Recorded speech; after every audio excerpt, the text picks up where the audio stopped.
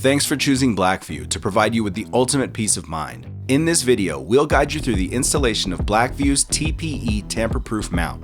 First, unplug all cables from the dashcam. Then remove the camera from the mount by holding the lock button and sliding the camera out. BlackVue mount's adhesive pad can be difficult to remove. Follow these steps to remove it in the easiest manner without leaving residue on your windshield.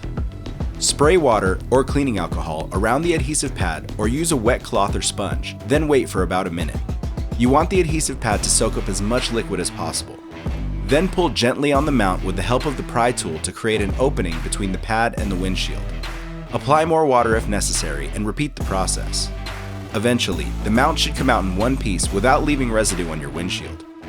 Once removed, clean the area with an alcohol pad. Next, insert the camera into the tamper-proof bracket.